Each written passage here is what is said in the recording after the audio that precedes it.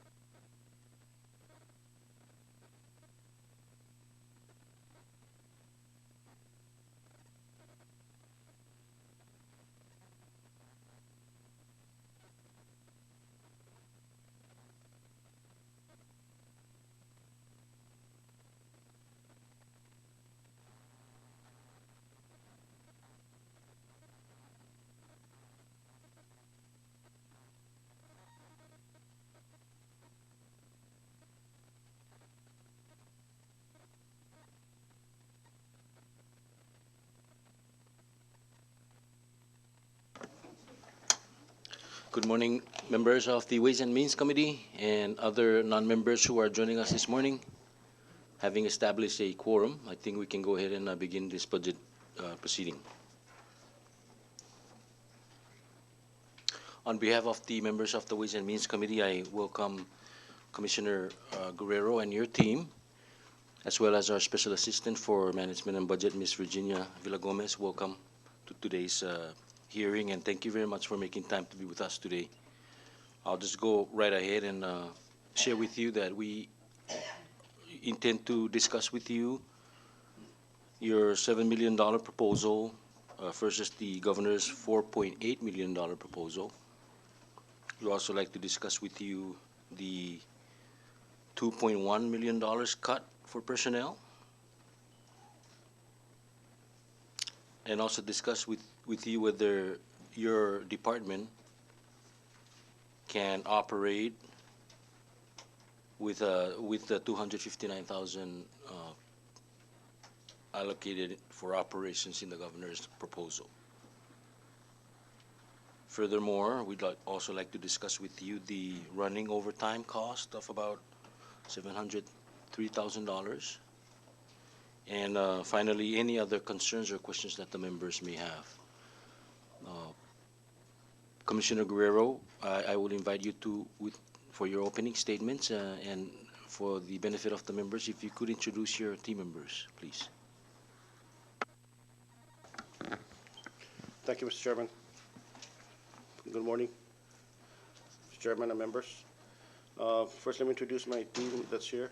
To my right is my Director of Administration, Ms. Kay Enos. To my left is my Director of Motor Vehicle, Ms. Juana Leon Guerrero. And to her left is my Uniform Service Chief Operations Assistant Chief Paul Gabron. And of course, the DPS family behind me.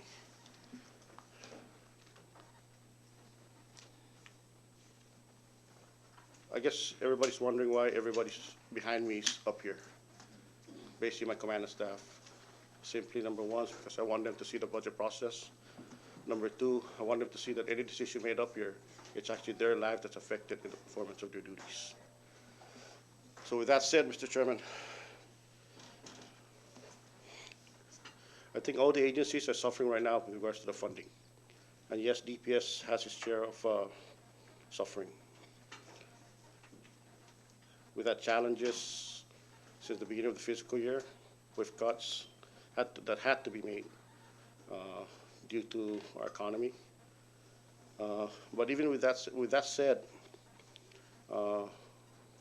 considering the situation we're in, the budget situation we're in, we are in support of the governor's submission. We have found other means of financing our needs within the department, from not relying on the general fund. Although I want to ask the committee and probably the legislature as a whole about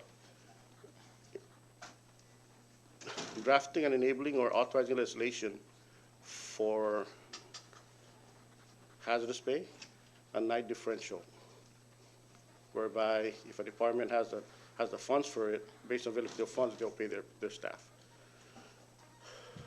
I think after what we went through with the COVID-19, not to mention Super Typhoon U2, every employee of the department were at risk during this period. Not only the officers, even the admin staff that had to go out and do support missions for the officers.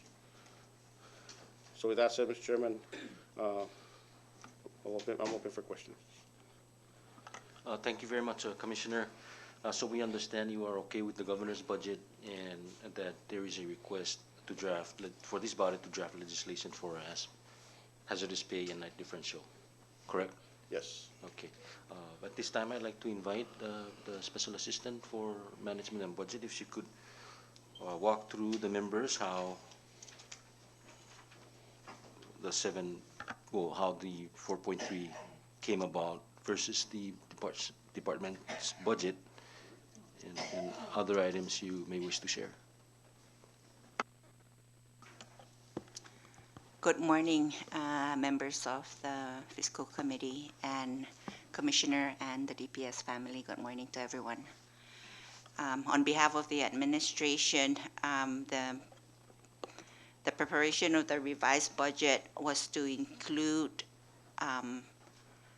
to bring everybody back to 64 hours from the original 20-hour work week that we had proposed in April 1st. Taking into account also those folks that were furloughed or transferred into federal programs. We anticipate DPS, from all the funding that is allocated to them, both locally and, from programs outside the general fund, that the difference in the hours would make up for the police officers to be out there at full 86 hours. There's programs listed in Volume 2 and as well as in Volume 1 that are inclusive of the budget revision that represents all of the DPS allocation. That's all I have as far as the budget revision is presented before you already in the submission that we made. Thank you, Mr. Chairman. Thank you very much, Ms. Villagomez. Members, will go right ahead and open up the floor for any questions that you may have for the Commissioner or the Special Assistant.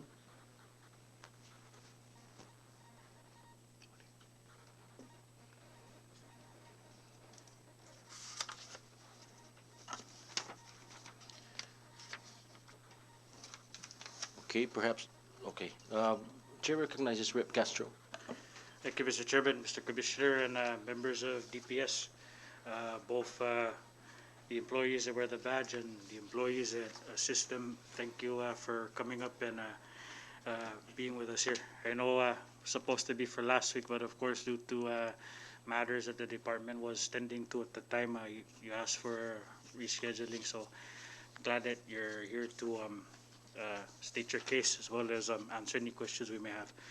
Just a real quick question, and it's open to whoever's here within the chamber to ask.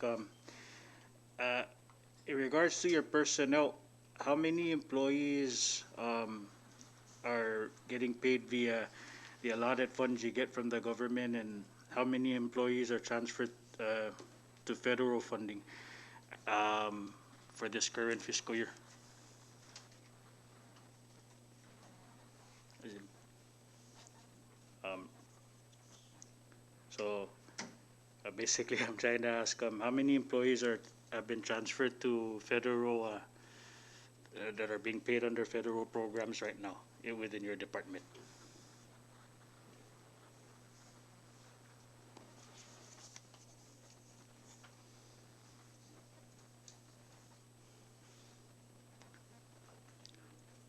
Running and tester.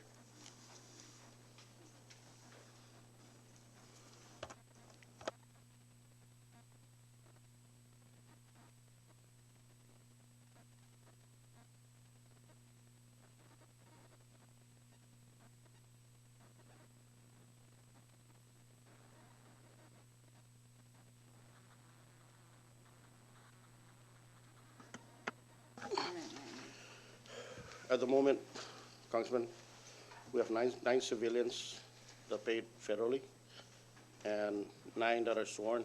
We're actually in the midst of transferring more into that. It's just that I don't want to count them until their actions are actually completed. Okay.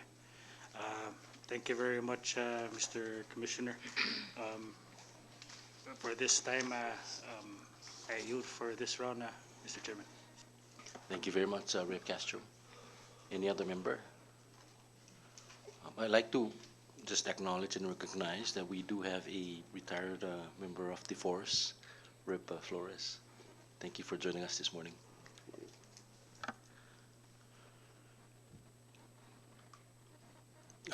Rep. Sablan, please. Thank you, Mr. Chairman, and good morning, Commissioner, and good morning to your staff. Thank you for being here today. My first question has to do with the furloughs for the department. We do see that there are a number of police officers and other staff who have been furloughed. 13 are furloughed in the governor's revised budget proposal. Are there 13 officers that are furloughed now, or are there more than that number? There's only 10 officers furloughed and 1 civilian, so a total of 11. So, okay, so 11, and so your plan is to, under the governor's proposal, to furlough 2 additional? No. I think that initially that was the case, but as we went down, 2 were taken off, and we just stayed at 11 personnel that had to be furloughed. And may I ask, Commissioner, why is the department furloughing staff and at the same time paying overtime? Okay. For the last 4 months, we've been on COVID operations. Of that overtime, since October to June, that was paid by local, which is about $200,000. Since then, to date, we've accumulated $876,000 in overtime. This is as of 2 days ago, I believe. Of that 876, 797,000 is COVID related. So of that 896, 797 has been submitted to FEMA for reimbursement. So at the time that overtime was being done with the regular general fund money, we didn't have a furlough. There wasn't a plan for a furlough. We were at full force. That's the point when we start reducing costs because of the way the economy is. So now all overtime related now are COVID related. That's submitted to FEMA for reimbursement. Right, but I guess the question remains, why are you paying overtime for COVID when you have officers who could be sharing the work who are now on furlough? Well, because because I don't have the FTE to cover the salaries for those officers, or the money to cover those salaries for the officers. But you have the money to cover. Because they're paid by COVID. Right. Right. So there's work to be done, and there's COVID money available to do the work. To pay the overtime, but not the FTE itself, their base salary. What am I going to pay their base salary for the first 80 hours? So the administration has advised DPS that you cannot use COVID money to pay base salaries, even if those officers are doing COVID work. I cannot hire personnel for COVID. FEMA will only reimburse overtime. And that's what we submitted for reimbursement. And you're not getting CARES Act money. I don't, not to my knowledge, no. That's something that you need to ask Secretary of Finance. And may I ask, Mr. Commissioner, how did DPS or you make the decision to furlough staff? Like, what is the selection process within your department for determining who gets furloughed and who is not? Well, performance for one. Performance. Performance for one. What do you mean by that? How they perform their duties. I mean, that's not, I mean, do I need to elaborate what performance? Yes, please. It's how they perform their daily duties. Loyalty is another. Loyalty? Yes, Loyalty to? to the department. Continue. Is that it? Yes. Performance and loyalty. Yes, So you're saying that the officers who were furloughed had issues with performance and also with their loyalty to the department? may have, yes, one of the two. I see. And that is documented. Is that part of the civil service process that you followed? Congresswoman, it's just like you do an interview. You go through the process, and then you select the top of the top 5. Then you go down to your number 1. Uh-huh. So if I only have enough money for 5 people, but I have 10, obviously I got to cut. I got to select. And that's my decision. Who I was furloughed. I see. So it wasn't the typical process that's followed for civil service then, where it's the longest serving employees are the last to be cut. I don't, where is that in the civil service? I can point it to you. Point it But to you me. didn't follow that. No. I see. Thank you, Mr. Chairman. I yield for now, but I do have additional questions. Thank you, Rep. Sablan. Any more questions in the first round? May I go ahead and ask a question direct question to the Special Assistant for Management and Budget? There's a list that was for officers or personnel who were not included in the revised budget. Can I start with you? Yeah.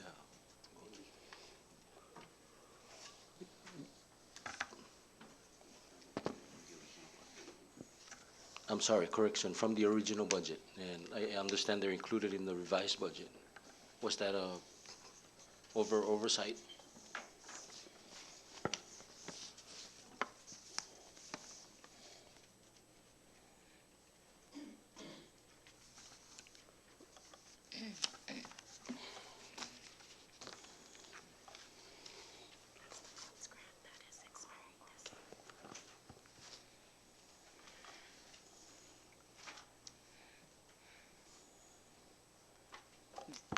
I believe these are the folks that are currently funded under the COPS grant, and that they would be carried over in the budget. So there were additional FTEs that were provided to DPS. What's a COPS grant, please? Just for Community oriented policing program. Thank you, Ms. V. Members, any further questions? Chair recognizes Rep. Maritita. Thank you, Chairman. Buenos, Commissioner, and your team. Welcome, and thank you for coming to this budget hearing. Mr. Commissioner, how many total personnel does DPS have prior to the furlough?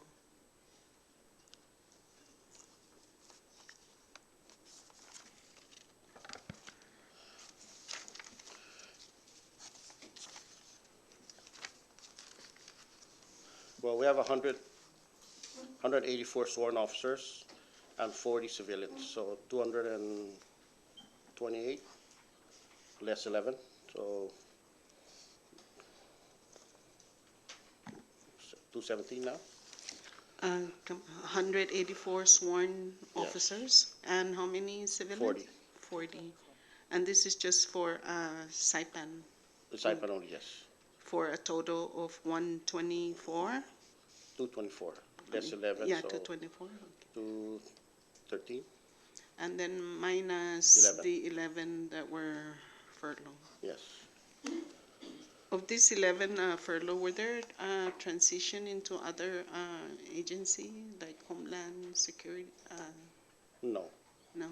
not So the- from, yes. Okay. So out of the 213, were any of these transition into a federally funded position? We're in the midst of doing that now. That's why I mentioned earlier that quite a number of officers and employees are being transitioned into federal funded positions, but until that process is completed, that's why I counted them as on the general fund for now. I see. And how many employees or personnel are currently federally funded? Nine officers, I believe, and nine, I mentioned that earlier. 9 officers and 9 civilians. 9 officers. 9 officers and 9 civilians? Civilians, yes. And on what division are these officers in? Both administration and the police division. Administration. All of them? No, some in administration, some are in the admin position and the police division. Police division. So the 9 officers are in the police division? And the Yes, 9 yes. civilian are in the The administration. administration? Okay, so we can say that of the 21318 are federally funded as we speak. Yes. Okay, thank you. Thank you for those responses, Commissioner. You, Mr. Chairman, for now. Thank you very much, Rep. Maratita. Any other members? Chair recognizes the floor leader, Sablan. Thank you, Chairman, and welcome, Commissioner and your team. Perhaps this is a question to Ms. V. You mentioned, Ms. V, these 30 employees that are in the COPS grant. How long are they going to be in this grant before they transition to their perhaps business unit of Department of Public Safety? I believe the program can only carry them up to 2 years. They're allowed for an extension for another year, but they have exhausted that. So therefore, coming fiscal year 2021, the state has to carry them over. So this fiscal year will be the 3rd year for the final year for this grant. The end of fiscal year 2020. Okay, thank you for that clarification. Are you for now, Mr. Chairman? Thank you very much, floor leader Sablan. Any other members? Continue, Ms. V. I would like Kay to elaborate more on the COPS program. Please, Kay, if you may.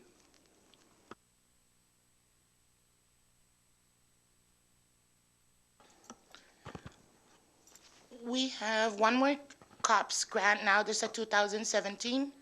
That one expires on April 2021. And there are only 7 officers paid under that. And there's no other application of future COPS grant that you guys are on the move on it?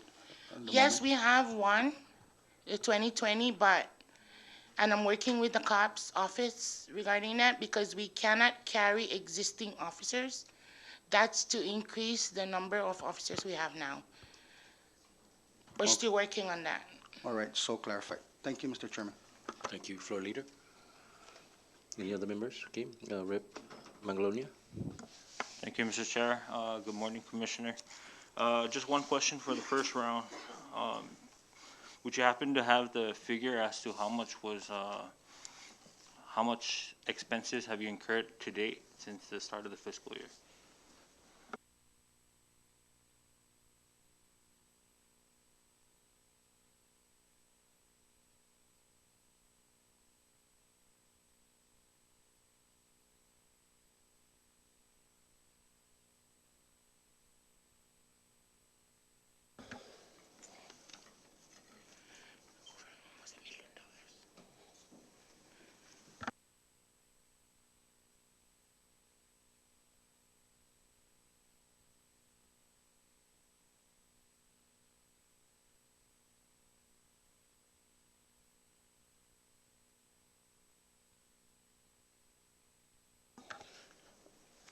They say around 900,000 some, Congressman.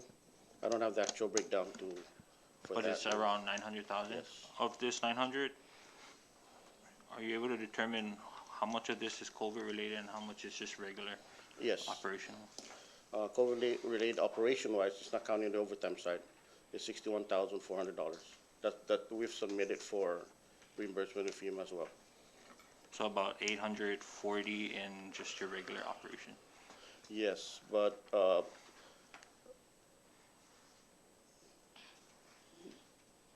going to be fun. That's going to be, the funds are going to be transferred out to some federal account, and a revolving account that's with DPS. Okay. Thank you. I yield for now.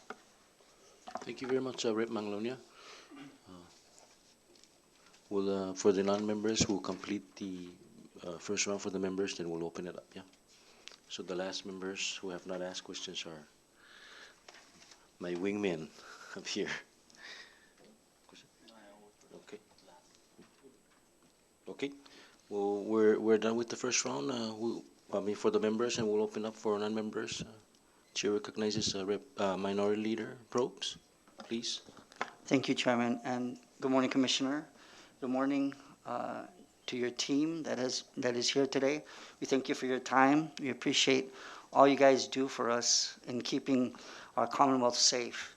I know that during this pandemic, you know, everybody was practicing social distancing and trying to be very cautious and careful.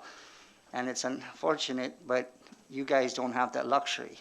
When something goes wrong, you're in the front line. There's no 6 feet of separation.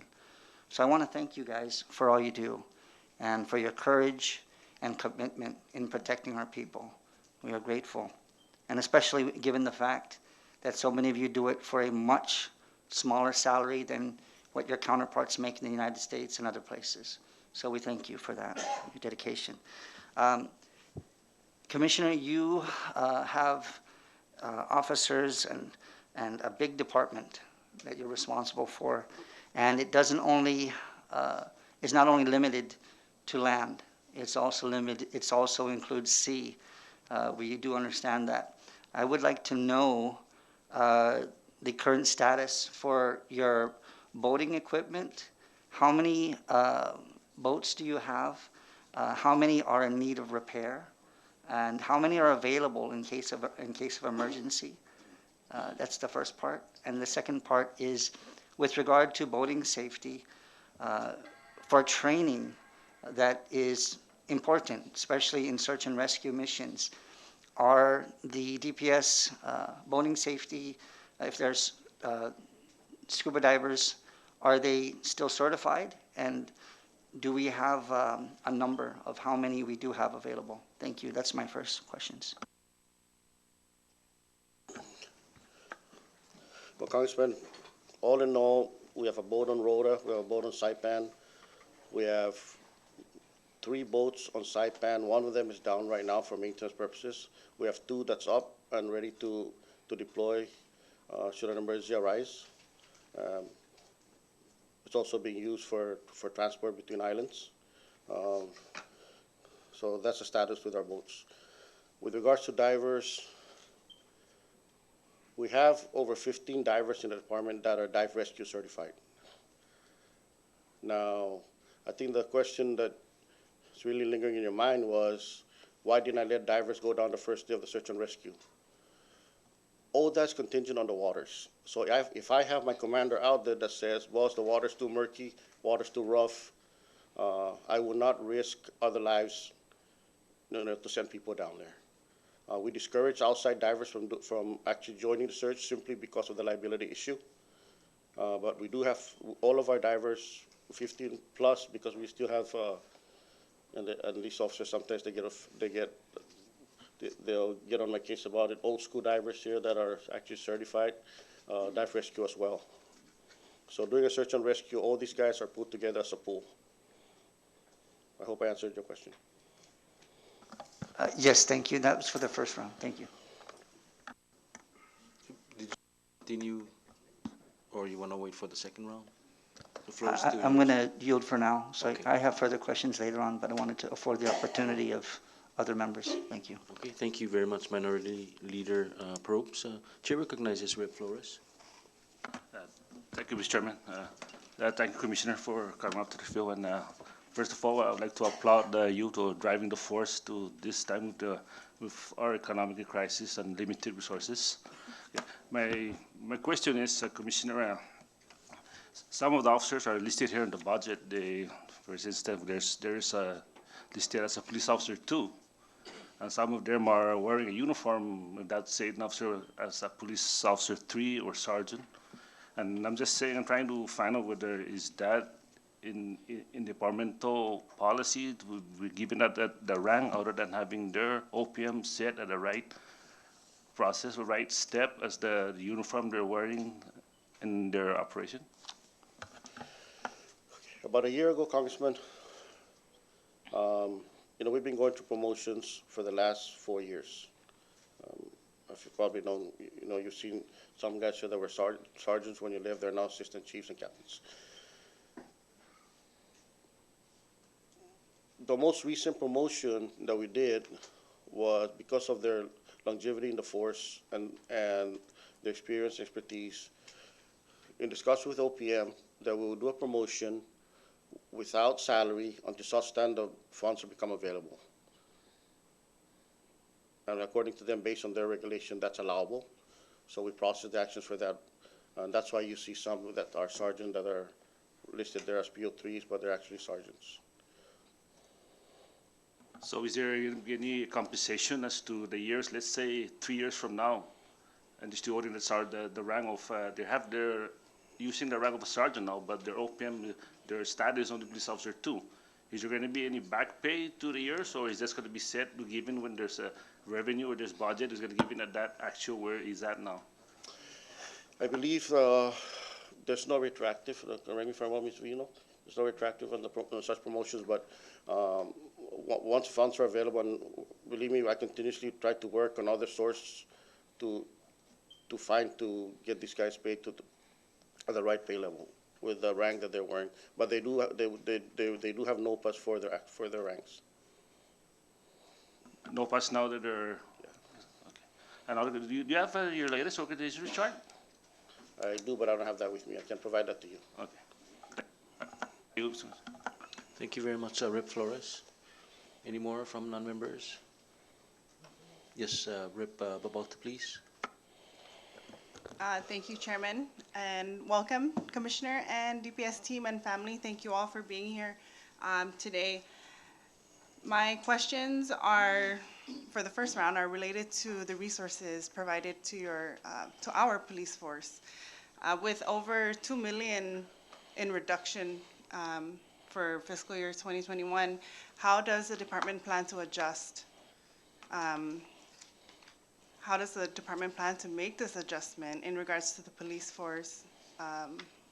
Because we're looking at numbers with, even these numbers here, with 13 police officers being furloughed, that's only a savings of about $300,000. So we are looking at reducing your budget at over $2 million. Okay, so we do have revolving accounts that generate funds for it, for the department, i.e. The guard service for FEMA. So that's what we're relying on a lot on. Some federal funds that for the programs that allow for that. So that's where the shortfall will come from.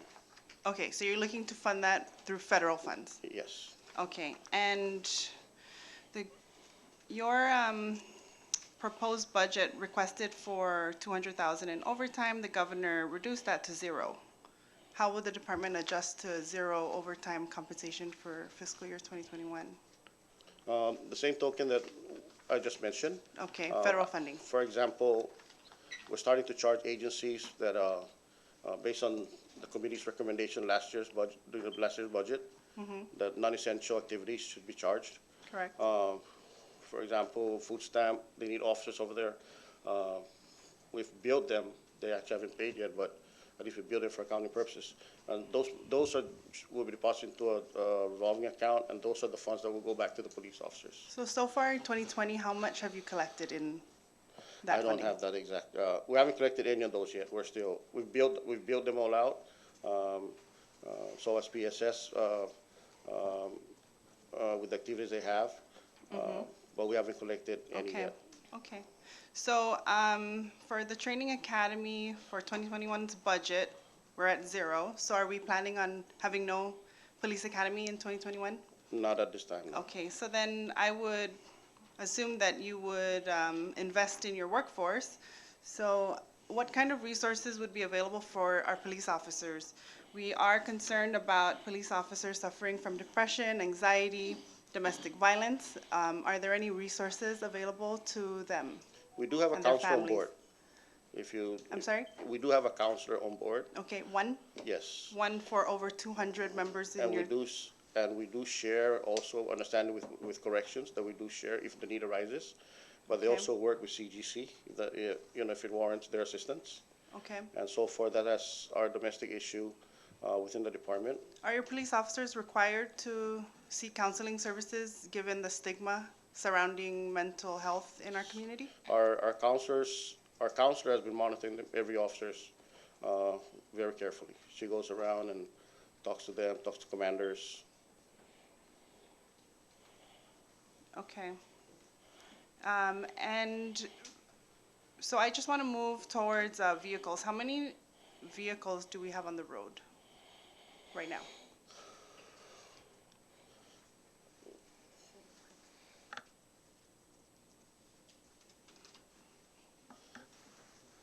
For marked vehicles,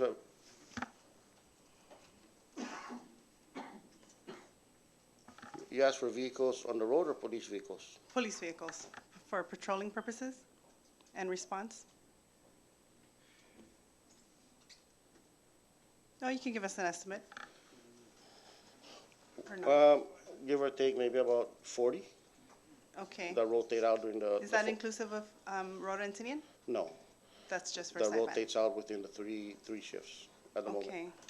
And how are these vehicles maintained? Do you have a mechanic on No, staff? we go out to the private sector. Okay. And so in that, are all of your vendors paid? All of your outstanding balances with your vendors regarding maintenance of vehicles? Yes, to my Yes. understanding, we are up to date on their payments, yes. Okay. So the 2021 budget allocates 40,000, about 40,000 in fuel. That may have been reduced. So your office, the police, your department requested 65,000 for fuel in 2021. The governor's proposal is at 40,477. Is that sufficient for the 40 vehicles? Again, our fallback plan, or our fallback Is federal funding? is federal. Do you have and, a federal and or the- grants officer in your department then? I have planners for each program. I'm sorry? I have planners for each program. Planners for each Yes. program? And Okay. yes, Okay, and they will be responsible for managing grants Yes. and ensuring requirements are met? for that program, and then again, our revolving account basically used for that purpose. It goes back to the police force as far as what their needs are. Okay, so how many grants are awarded to the Department of Public Safety at the moment? We-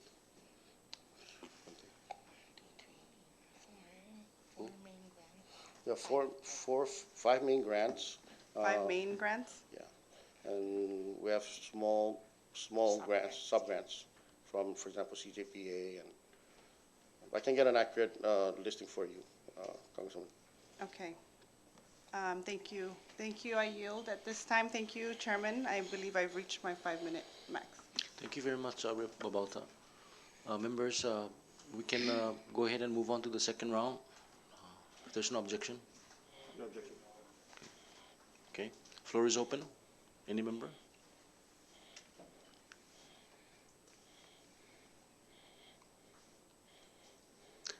Okay, then, if there's no objection, I'd like to start out with a quick question. This is on statistics. During this time, are there any particular crimes that are increasing or perhaps decreasing that we like to highlight because of the hard work of your officers? I think a lot of our activities are drug-related, as you probably see out on the streets. Our officers, both the task force itself and the frontline officers, have been vigilant in catching or finding drugs, paraphernalia, while they're out on the streets. I know our statistics went down by 40% 2 or 3 years ago with regards to drugs. And we continue to vigilant. And keep in mind that when we reduce that, it reduces burglary and theft. And drifting away from there, our traffic incidents have tremendously reduced. Fatalities, I don't think we have a fatality even in the holidays for the last 2 or 3 years, or 2 years or so. That's so all in all, those are the statistics that we have. I wanted to ask those questions because I think it's very important for the community to see the result of your work.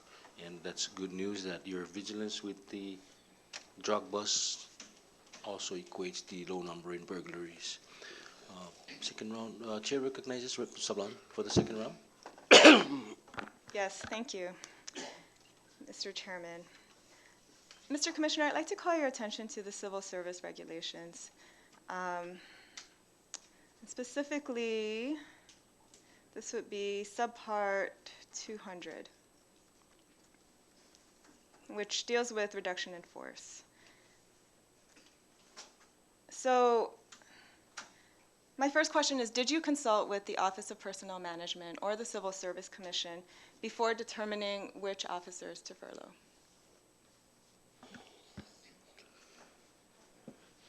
I don't believe furlough is a reduction of force.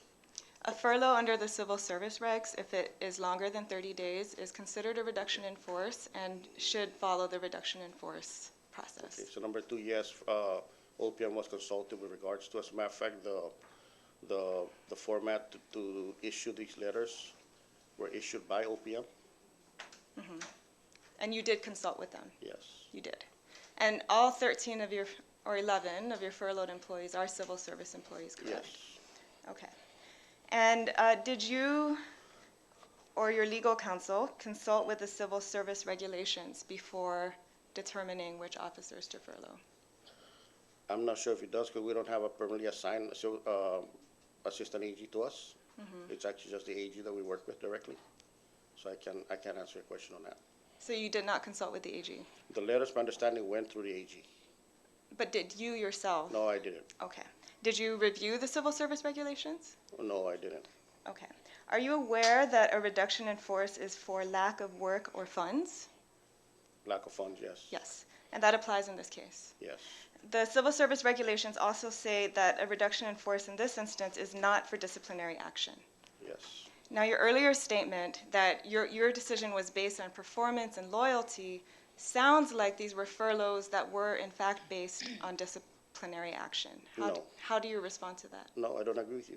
Why not? Because, like I said, if you interview somebody, do you hold somebody against them, or should they hold something against you because you didn't hire them?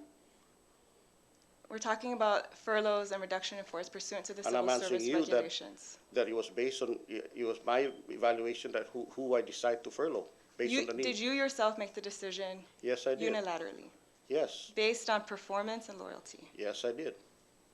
So it was not just on lack of funds? The reduction that was related to us was we don't have enough money, we need to reduce our personnel. Mr. Commissioner, are you aware that the civil service regulations state that the policy of the government is for the appointing authority, in this case you, to exhaust all administrative alternatives to place the employee in another position before the reduction in force is instituted, with minimum negative impact on operations and employees? Did you follow that? Did you Yes. exhaust all administrative Yes. alternatives? And what did you do? Well, I furloughed them. Prior to furlough, you are required to follow and exhaust all administrative alternatives. We furloughed them because of lack of funds. There's no other alternative means that I have. That was the main reason that they were furloughed, because of lack of funds. And then based on that, I had to make a decision which of the employees that I had to furlough. And are you aware that the civil service regulations state that reductions in force should recognize seniority and tenure and protection of the public interest? And when positions are abolished, the incumbents withstanding should have first priority, and limited term appointments and other more recent hires should be the first to be cut. Yes, You are aware of that? yes, Did you follow that? yes. So of all these employees who were furloughed, there is nobody who was hired after them who still remains with the force. There was nobody hired after the furlough? What I'm asking you is, the question is, did you recognize seniority and consider seniority when you were No. making your decisions? So then you did not follow that part of the civil service I regulations. guess not. Thank you for clarifying that, Mr. Commissioner. Ms. Vicky, as a representative of the administration, are you aware whether any of the departments follow the civil service regulations in determining who to furlough?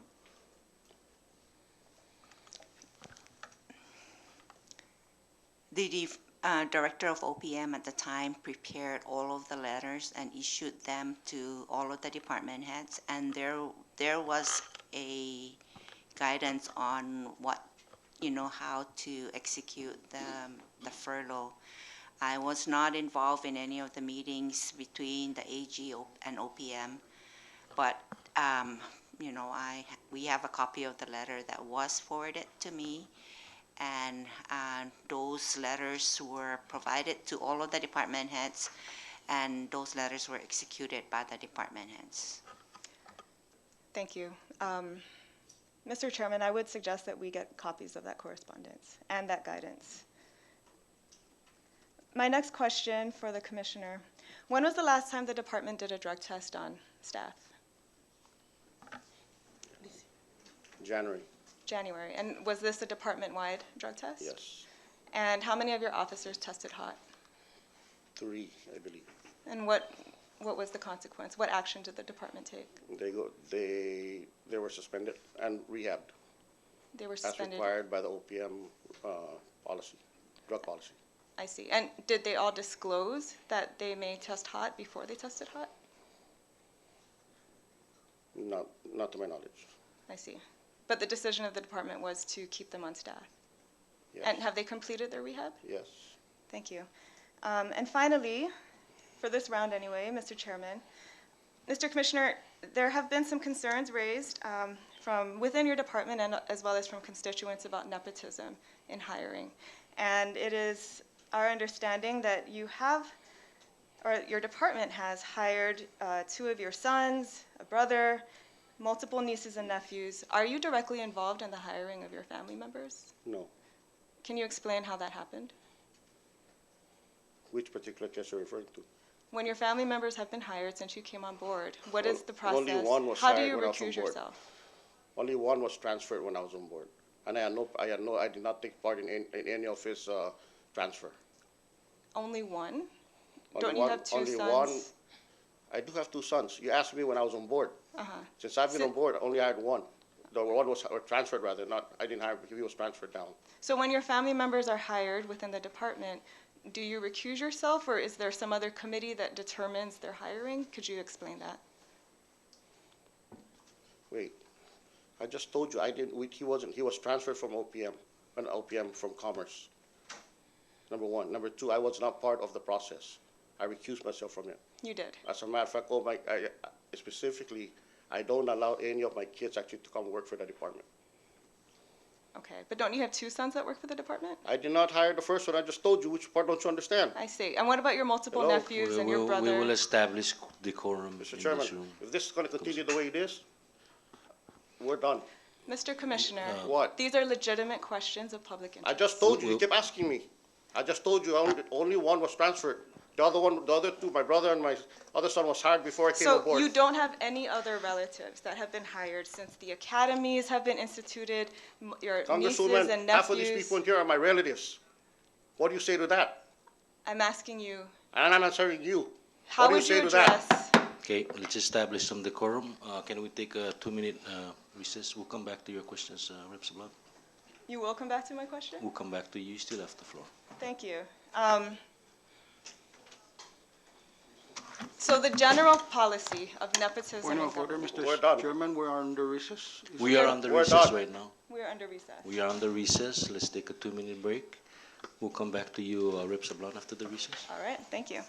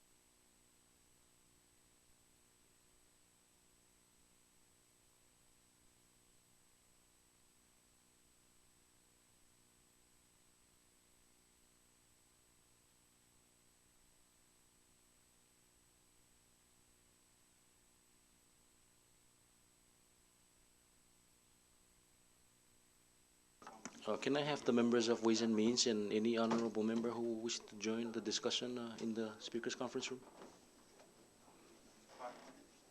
And this is for the members and honorary members only.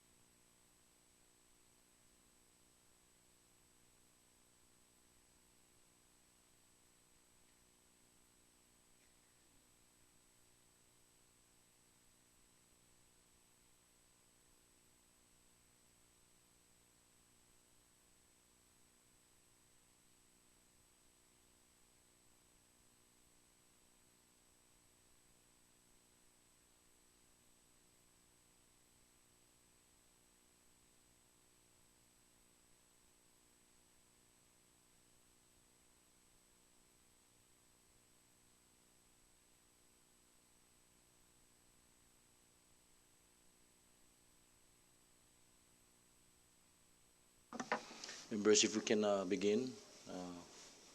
Do we have other members in the building?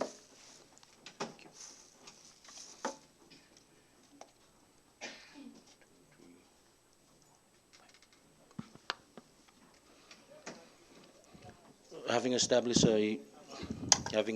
a quorum again after the recess, I think we can go ahead and proceed. In our before the recess, I had asked members, both our invitees, our guests, and our members, that we exercise a decorum here. That questions and answers are provided as much as possible in a clear and respectable manner. The chair recognizes that the line of questioning from Rep. Sablan do pertain to the budget, and I appreciate that Commissioner Robert Guerrero and your team are here with us. We'll continue with the proceedings. Rep. Sablan, you still have the floor. Thank you very much, Mr. Chairman. And to wrap up my line of questioning, I have two more questions for the Commissioner. One is there any policy within the department against nepotism in hiring? No. No, we're working off the civil service regulations. I see. Thank you. And then my second question is, were any of your furloughed employees advised of their rights to appeal? I believe the letter states that although I can't remember what's on the letter, but I believe it's on the letter regarding appeal. I can provide you a copy of one of the letters, and I can't recall what's on the letter, but I remember something about appeal on that thing. There was. Ms. Kay, could you confirm that? Or any of your admin officers? Were employees advised of their rights? I can provide you a copy of the one of the letters that was submitted. It's a standard letter from OPM. And they all received it. Okay, thank you. And I yield for now, Mr. Chairman. Thank you very much, Rep. Sablan. Members, still open. Our chair recognizes Rep. Maratita. Thank you, Chairman. Again, thank you, Commissioner. Commissioner, just a question here. I just wanted to ask on the status of the war on ice. I noticed that you were zero funded, so and I'm very, concerned. Earlier you stated about, the rise of drugs, and as a result, once we have solutions, or we not eliminate, but of course minimize drugs in the CNMI, there'll be lower stats on theft and burglary and so forth, or other crimes being reduced as a result of, so I'm kind of concerned of the zero funded on the war on ice. Congresswoman, as much as we want that account reestablished, we are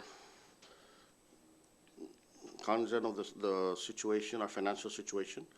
That was zero out from the previous fiscal year, and again this year because of the lack of funds. Fortunately, with the revolving fund that we have, that we've been leaning on, a lot of activities for the drug task force has been funded through that program. In the same token, we're also working with CGPA about trying to identify more funds federally to assist us. Okay, that's good news, because I was about to recommend that, and I do understand, our financial situation here in the CNMI, unfortunately. I'm glad to hear that, you'll be working with CJPA, and I hope that, your other offices who are dealing with the grant to look into, the other grants that will help us in fighting the war on, ice. So thank you for looking into that. Are you, Mr. Chairman? Thank you very much, Rep. Maratita. Chair recognizes Rep. Yumo. Thank you, Mr. Chairman. I'm not sure if the question was asked. DPS through FYI 2019 accumulated over $4.8 million in over expenditures. In light with that, the proposal that was submitted into this body of $4.8 million, how would the how would you run the department based on the $4.8 million that is allotted right now? As I mentioned, Congressman, earlier, we have federal funds that, federal programs that are funding those programs that we lean on, as well as we have revolving accounts that is generating funds, and that's what DPS has been surviving off since early this year when the austerity was kicked in.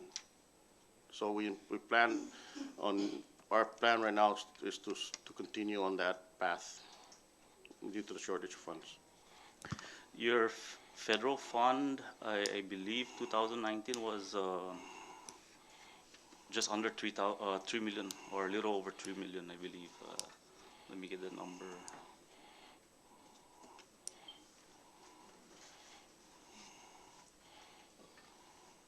I believe it's 3.5, so it's still short. It will not cover the department through the annual report spent over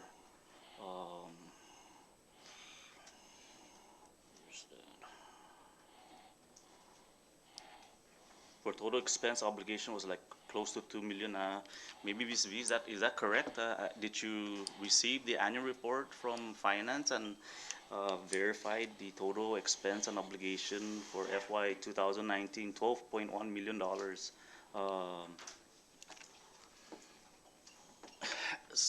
Did you receive that through the agency's report? I have not seen a copy of the report, the annual report for DPS, but I do have access to the financial management system, and I do acknowledge that DPS ran a deficit in FY19. Right.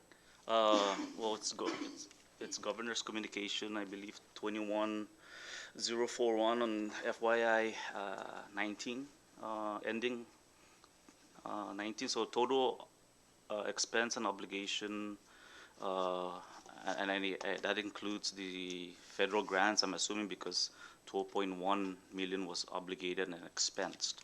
So my concern is with 4.8 and with the last count of 3.8, maybe is K here, or $3.5 million in grants. Is there more? Because what was reported in 2019 was 3.5 million in grants. That's 3.5 million in grants, but they're specific grants. I think what we're talking about when we're leaning on these federal funds is those funds that would normally go to the non-essential accounts. One of them being the armed guard services. We get paid every month for providing guard services for FEMA. Those are the kinds, those were not included in the last year's budget. Well, it doesn't say, yeah, it just says federal grant, so we're not sure what that means. This was the report submitted by the administration for FYI 2019. The proposal was hopefully 3.5 from a previous year of 2.8. So it's still not way below the request. And if it was, $1 million beyond the total expenditures, it's tolerable because of all the other resources through the fines and other fines and penalty that DPS issues. It still covers it, but the discrepancy of more than $5 million is close to $5 million is I don't see this. We're prepared to spend. So the question now is, how does DPS would manage its, especially its personnel. It looks like it went down in 2019 to 206, then there was furlough, then the proposal now is 213. So we're still expected to spend that much. There's no cuts in personnel. If I may, Congressman, no, I apologize. We're not privy to that report that you're reading to us to explain what's in there. And I believe 2019 was mostly because of a U2 issue that had our account that high. But we also have, as I mentioned earlier, we also have in the midst right now of transitioning some of the police officers over to federally funded positions, i.e. to the CJPA with the COVID funding. But that's still in the works, and I'm not counting on that until it's actually done. Okay, thank you, Commissioner. And for your reference, it's under the department agency's communication for the annual report, so you should look into that, because this is what's printed. It's I believe it is public record, and the amount is way beyond of what was proposed in 2019 with 6.5. So almost half of the budget went on. We don't know where. We don't have that detailed expense, and maybe that's something the chairman of Ways and Means can request from the Department of Finance. Thank you. You. Okay, thank you very much, Rep. Yumo. The chair recognizes Floor Leader Sablan. Thank you, Mr. Chairman. Commissioner, what is the hourly rate now that you guys are using for all your forces with this austerity? Are you guys on 86 right now? I know that originally on a good absent a austerity, you guys are at 96. Is that correct? No, 86. 86. So with this austerity, are you guys still on 86? Yes. Okay. And after 86, overtime kicks in. Yes. Second question, do you have civil service DPS employees that are under your watch, which are assigned to the 1st and 2nd Senatorial District, or that's handled by the municipality? Okay. I kind of lost you there. We said 1st and 2nd Senatorial. Road and Tinian. Sorry. Yeah. Yes, we do. How many? I know, well, again, we're in the midst of transferring officers that are under the federal program, i.e. sex offender, into federal fund, under the sex offenders registry program. But that's still in the midst of getting processed. And again, I don't count that until the NOPA's actually been completed. Okay, thank you for that response. And these employees that are civil service under your watch in 1st and 2nd Senatorial, when they exceed the 86, is it the Department of Public Safety here in Saipan handles their overtime, or the municipality of each senatorial district? No, the respective senatorial districts. Their respective senatorial district. Thank you for that response. And just a follow-up on Rep. Yumo's line of questions. I know that you mentioned that with the governor's proposal of 4.8 and your request at 7 with the variance of 2.1, and you mentioned clearly that there are some federal assistance that could subsidize those variants.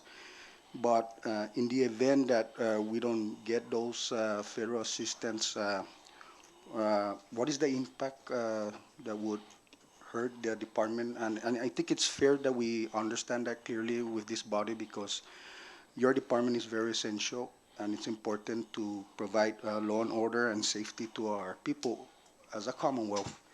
And if those federal assistance don't come through, like what divisions will be impacted within the department, and has those been studied by your team?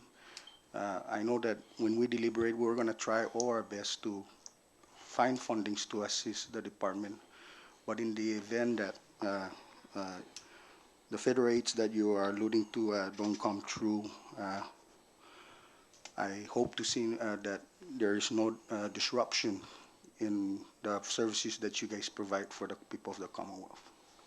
Well, Congressman, a lot of our grants are actually not they're not competitive, I don't believe. They're standard grants that we receive every fiscal year, every year. They're very specific, i.e. voting, sex offenders, we have motor carrier. So it's a repetitive grant every year. We just have to apply for it. With regards to other areas that are not funded by that, we do have the revolving account, and we've actually sat down and analyzed and budgeted that out for the next fiscal year, anticipating that we're not getting what we need from the general fund. And that's what we did since we entered into the austerity issues. That's what we've been doing, is monitoring our accounts very carefully and spending it based on the needs. Right. Thank you for that response. And my last question was about the revolving funds. So with the revolving funds, which is the 50% goes to the judicial and 50 goes to Department on citations. What is that, the revolving fund you're talking about? No. Or we don't get any of the citation money as of yet. Okay. The revolving that we have are, for example, penalties from driver's license and vehicle registration, security service, non-essential escort service that we do, that we just started, although we haven't received any funds from those yet. Okay. We anticipate getting some. So that's where we're counting on to fund whatever's needed. So no receive on those receivables, but do you happen to have that figures if and when each of those departments that you bill, NAP, as you mentioned earlier, the PSS, how much of a tune of figures this we're looking at if and when they start paying their bills, the billing that you bill them?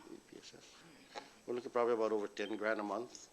But again, keep in mind that that's contingent on, for example, PSS, where during graduation is when that's the hardest time of the year, where they need police assistance. That's out of the ordinary. Food stamp, when they social distancing, we have to provide officers for traffic control because they're just doing drive-throughs. So I'm sure it will be seasonal, but again, we're monitoring that our expenses and income as they come, and monitored, budgeted carefully for the rest of the fiscal year. Thank you for that response, Commissioner. Mr. Chairman, thank you, and I yield for now. Thank you very much, Floor Leader Sablan. Chair recognizes Rep. Peter. Hey, thank you, Chairman. Thank you, Commissioner, for being here, for you and your team, and I applaud you guys for keeping us safe out there in the community. I'm going to shift gears a little bit. I know that we've been here for the past week. We just came back from Tinian and working on this budget, right? And we're here trying to give you 30% of zero, so that's probably going to give you back zero. So we're going to work on revenue generating. We know with the pandemic, there's different ways that we can probably start generating some revenue, especially with your department. Just as myself, I've been culturally tagged as a representative that provides tents for the community, and I don't do that. And I do what I can to provide for my community, but I'm not a tent representative. I'm here to draft bills and do what I can and be the voice for my community. You just as yourself,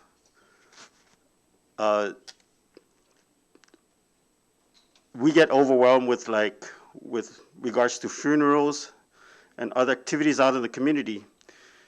On a given day, we get 3 funerals. You get like 5 or 6 of your officers out in the beat, instead of, well, you're still out there taking care of the highways, but you have other duties.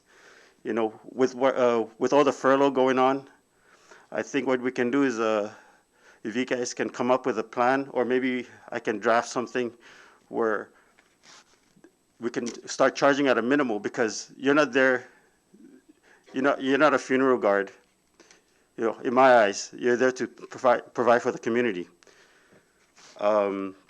That's another way we can start generating revenue within your department. Also, there's been a lot of road construction around the, especially in the Precinct 3 area. And just this morning, I almost ran over a cone that wasn't even, there was no warning signs out in the middle road. But I mean, I'm looking forward for your support if I do draft something that will help maybe see if we can establish like a police officer, because you are there to protect the highways and protect the community from any obstruction on the highways, and they're federally funded highways.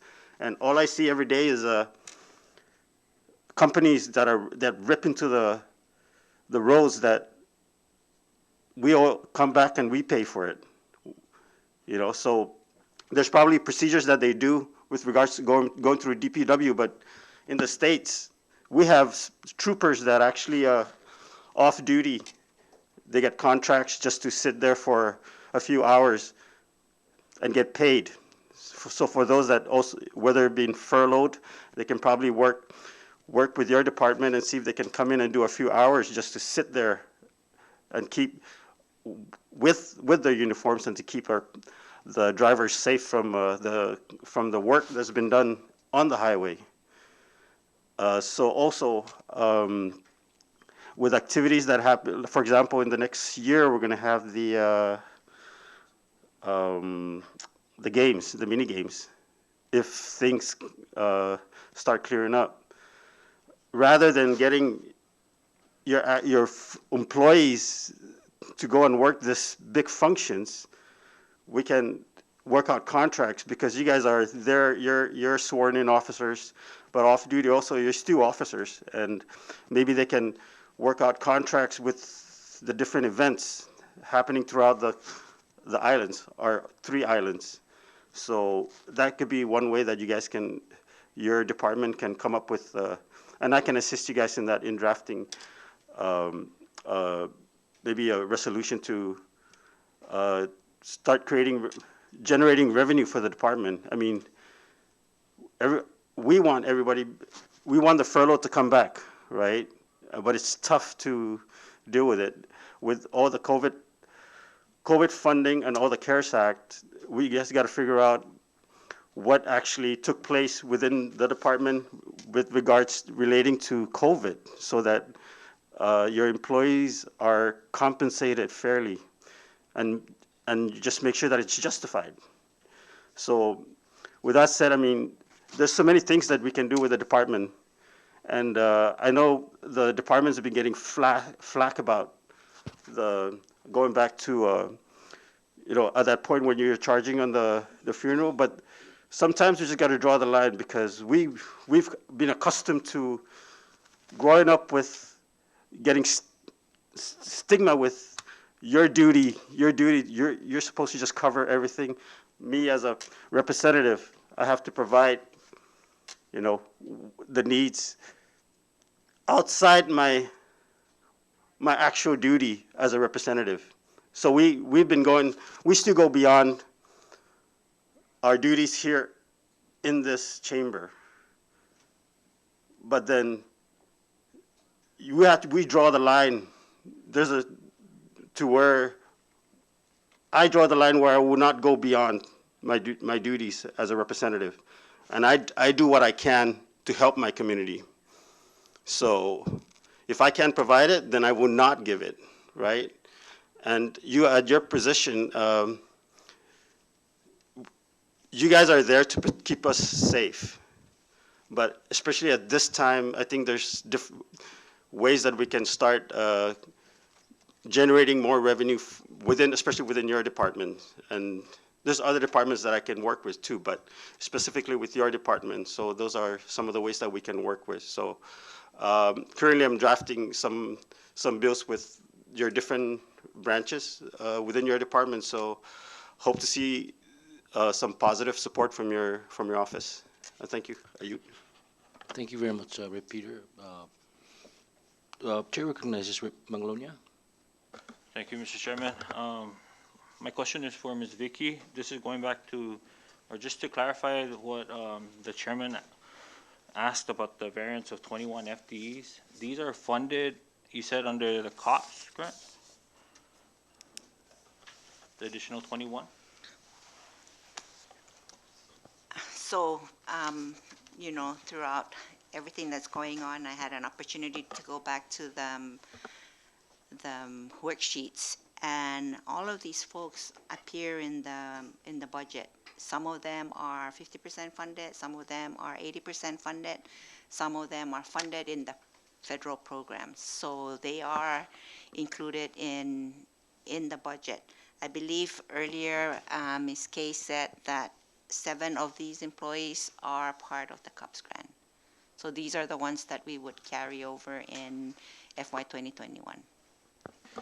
But so far, all 213, or at least that's what's listed, all of them are at a 64-hour work schedule. 80% of their total, yes, 64 hours. That's what we did for everybody across the board, 64 hours. So 1.8, around 1.8 is needed to bring them back to the 86 hours? That's the difference between their submission and the governor's proposal? Plus that additional 10 FTEs, yes. My next question is to the commissioner. Of the 1.8 plus the 10, do you know how much of this can be covered by any grants that you guys have?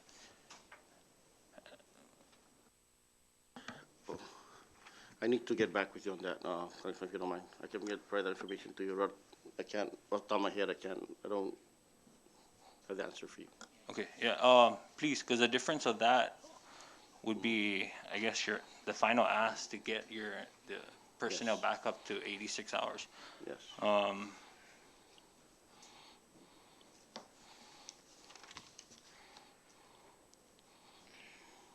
And then going back to the 900 in expenditures you had year to date, or I would say 640 with the 61 under COVID.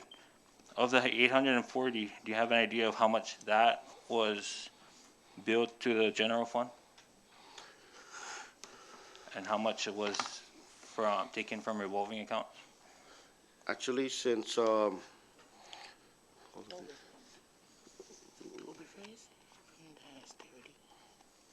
okay, so from the austerity period that we're going to be transferring our money to the revolving account to cover the expenses, 421,000 will be transferred out. So about half, no? So 400 was from the general fund? Yes.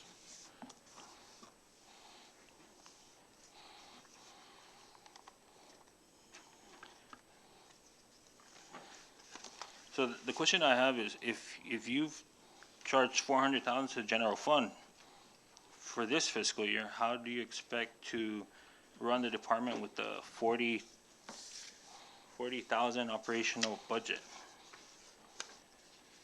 If you were to take, how will your department, I guess, adjust to that decrease from your usual, or on average, 400,000 that you use this fiscal year to the 60-some that you'll be, or the 40-some you'll be budgeted for next fiscal year? I guess, as I mentioned, since the inception of the austerity, we've been leaning more off on our revolving accounts that we have set aside. So that's what we've been running off, and that's what we anticipate running off for the next, to cover the expenses that are short of the general fund. We do have to monitor our expenses very carefully based on essential needs. Do you have the figure of how much was collected in the revolving funds for 2019? No, to date, I think we've collected, what, 1.7 million. That's just on the guard service. With regards to motor vehicle, with the penalties, I tend to dedicate that money specifically for motor vehicle activities, i.e. license plates, maintenance of the real ID program. So you've collected 1.7 since the start of the fiscal year? Since the start of the program in December of 2018, I believe. Yeah. And we actually haven't touched that money until just recently in this year.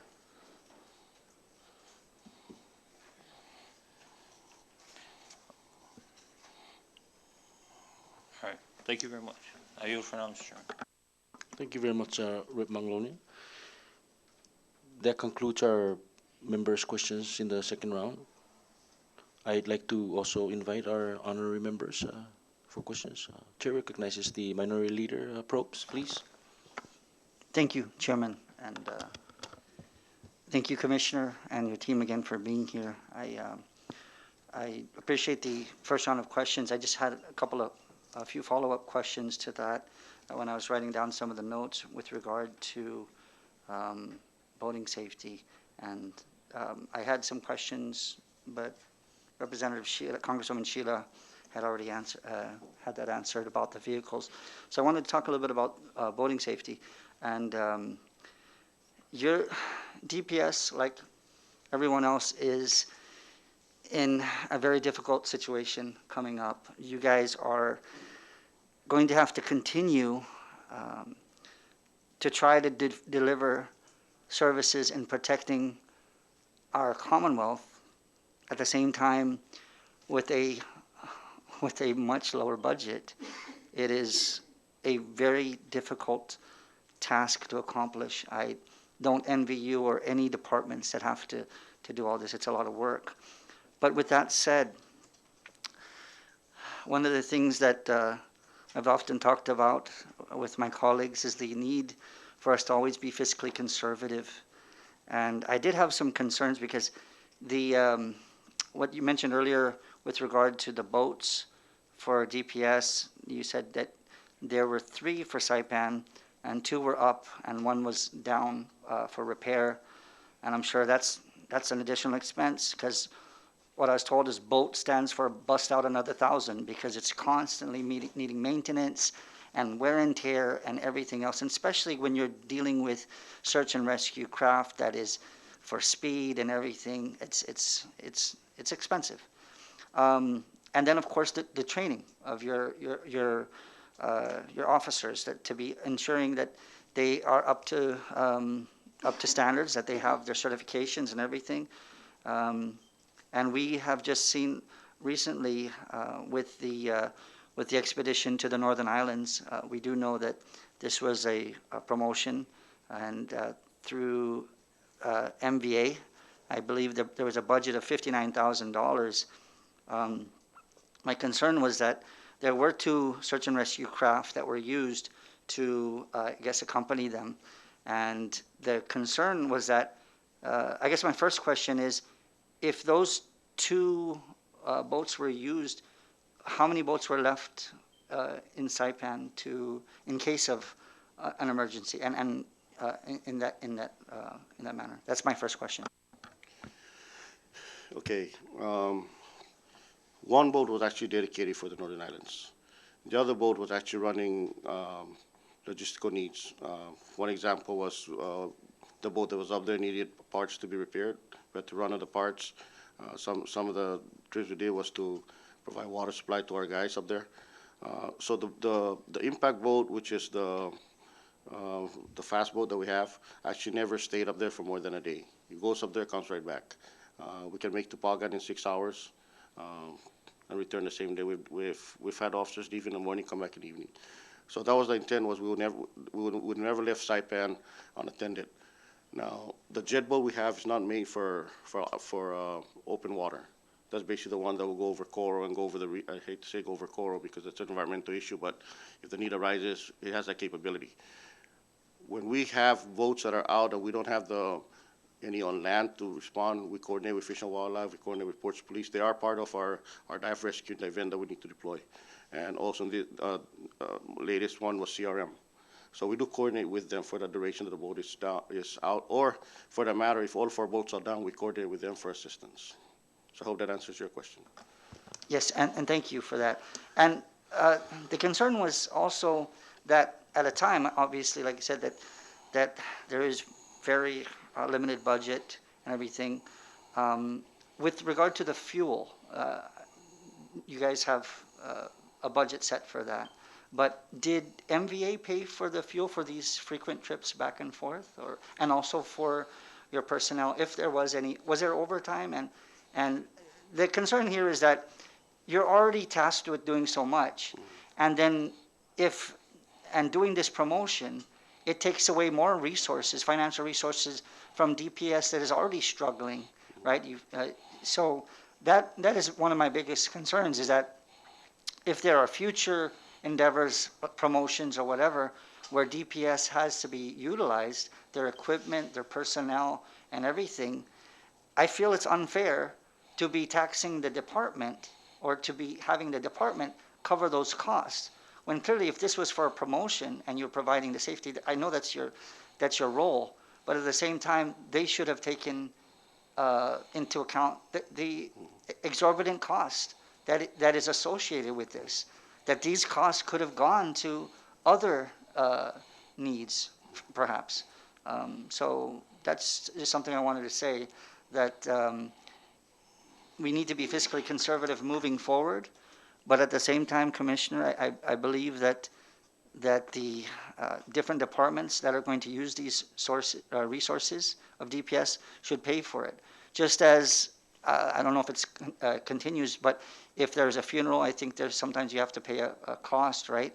Then if our people are going to be paying for additional services that are needed, then most certainly other agencies and departments must also do the same. Thank you. Thank you very much, Minority Leader Probes. For honorary members, okay, there being none, did you? Okay, Chair recognizes Rep. Babalta, please. Thank you, Chair. Commissioner, my questions are regarding the substations throughout the island of Saipan. That was listed as one of your wins in your citizen-centric report for 2019. So we have 5 on the island of Saipan, Chalankanoa, Garapan, Cagman, Coblerville, and San Roque. Due to the budget cuts, can we expect these substations to remain open? Yes, we do.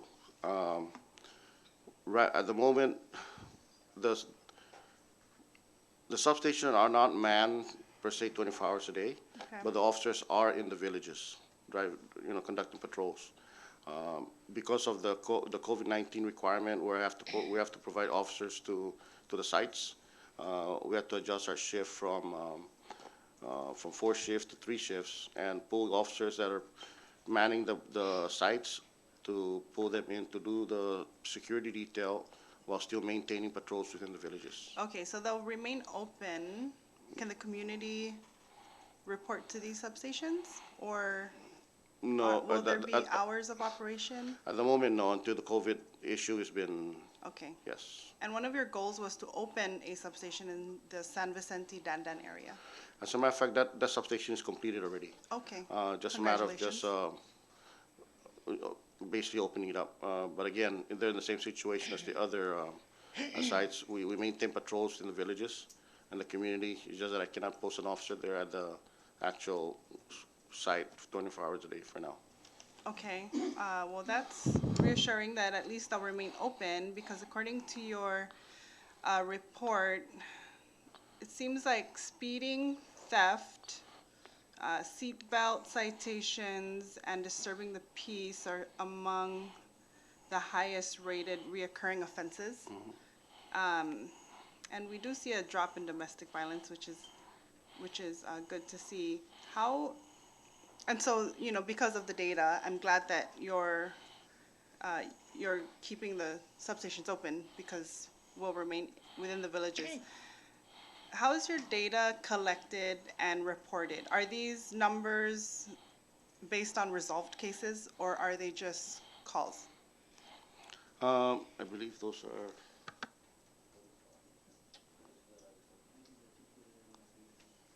those are cases called in and given case numbers, and those are retracted from the system, our current system that we have online. Okay, so if you're asking if it's those, for example, for domestic, if those are the cases that were actually prosecuted or not, right. No, they're not. Okay, okay. One of the goals listed in your report is the establishment of tactical teams.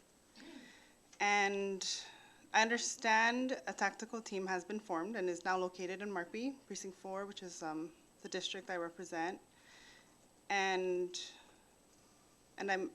And that's reassuring to hear because of the shooting that happened in San Antonio.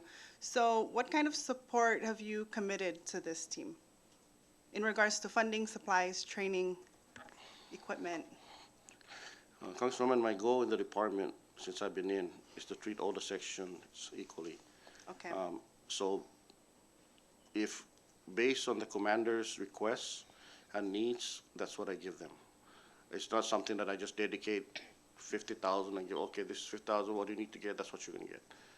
It's based on need justification. So the commander is here, you see them with his leadership here. It's based on need, and I treat everybody the same, whether they're federally funded or local funded. And it's based on the need of the program. Okay. The community in the north is appreciative of the presence of our police officers since they are located at the Hope Center. What are their responsibilities during deactivation? Because the tactical team must await an activated scenario, right, in order to respond. So during the time of, I guess, They're also they're actually broken down into shifts, as our regular patrol officers are. Our Okay. regular officers are to 3 shifts, and they'll go in pairs and they actually go do patrols. And basically, because we situated them at the time, we needed security at the Hope Center. Then we were offered an office for them to be housed. And then the facility that's there, it was very unique for their training as well. The commander and I had discussion that because they're there, they're also going to patrol your sector basically. okay, so they do conduct regular patrols. Yes, they in do the area. conduct patrols, and then every so often they regroup and do training, and they have a schedule for that already. Okay, thank you, Commissioner. Some of your community programs that have been reestablished and reintroduced, including the DARE program, the Junior Police Officer program, and the Law Enforcement Explorer program in 2019 is a success reported. Can we also expect those community programs to continue? Yes, yes, the coordinators are there. We just have to wait for the schools to open back up for it to be. Okay, great. I work with the Tanapagi Center, and so I look forward to partnering in the future with offering some youth the programs that you offer. Sure. Thank you. Thank you very much, Rep. Babauta. That concludes our second round. So in the interest of time, so we can allow the staff as well as our guests time to enjoy their lunch. We'll do follow-ups, questions, members. We start out with Rep. Peter, Rep. Sablan, and then Rep. Maratita. Okay, Rep. Peter, floor is yours. Thank you, Chair. Thank you, Commissioner. Just a quick question. How many, on a given day right now, today, especially during this pandemic and furlough, how many officers are out on the beat during the day and then after hours? All the shifts are actually equally numbered. So at any given day, or any given shift, we have an average of probably 50.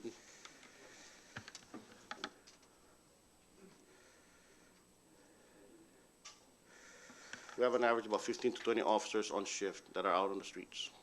So 20 usually during the day and then 20 in the evening? Yes. Or At any given day, in the oh, 24-hour period, yes. On the 24-hour period, there's 20 Yes. officers.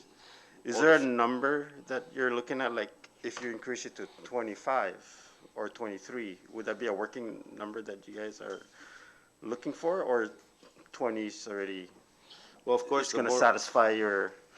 Well, of course, the more the number, the more the officers, the merrier, because we have more areas to cover. But again, we're cognizant of the financial situation. Yeah, I mean, but with the lack of funding that we have, right? I mean, if we were able to find maybe 1 or 2 to cover for that, if there was any funding available, is there a particular number for additional support in the community? Maybe if it's 2 or 3 or 4, or you're just 20 is fine. I think we're okay. We're okay for now. Okay. All right. Are you for Vice Chair? Thank you, Rep. Peter. Rep. Sabla. Thank you, Mr. Vice Chair. I have some follow-up questions, Mr. Commissioner, on Rep. Propst's line of questioning. regarding the Northern Islands trip that your staff supported, how many DPS personnel went to the Northern Islands?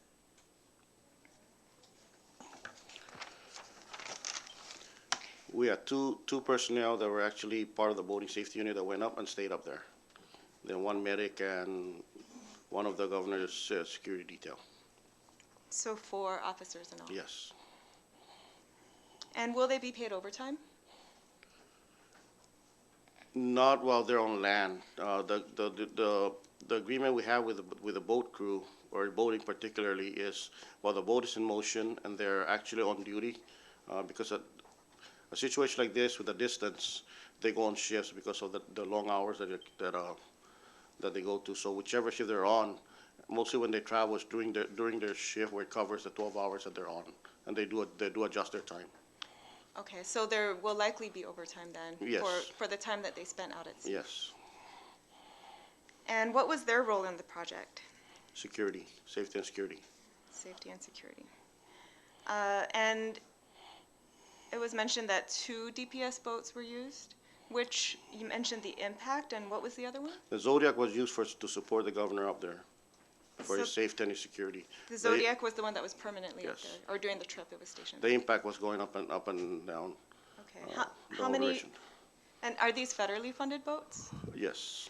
Are there any restrictions in the grants that funded these boats for how they may be used?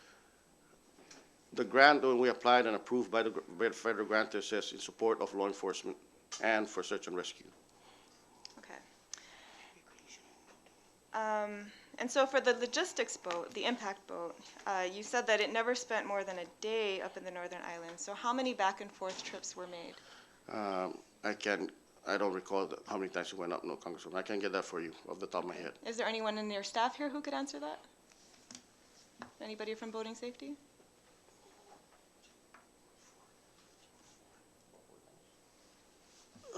They said about 4 times 4 times. And what were the purposes of those return trips? for logistic runs. So what does that mean, like water? Or? Water, sometimes we have to bring out fuel for the, not fuel, but parts for the Impact because he had problems, or Zodiac, while he was up there. Okay. And the Secretary Atelig earlier stated that DPS did provide or submit purchase orders for fuel. How much fuel in all came from DPS? We didn't submit purchase order for fuel. You did not? No. Oh, so who paid for the fuel? No, we paid, we have a fleet card that we charge against, so we pay it on a monthly basis. I see. So But we how much do you estimate was needed for this whole trip? I'm not, each way that the Impact goes up, it carries about 300 gallon one way. So that's 600 gallon for a round trip ticket. And then the Impact, or the Zodiac, carries a 224 gallon for diesel. Okay. And that Zodiac only made one round trip? It went up there and then came back once, and then it stayed back when it came back. I see. And were there any other resources besides these boats and the fuel that was provided and the personnel that you mentioned? Any other DPS resources that went to this trip? We provided the UTV. UTV, I'm sorry, what is that?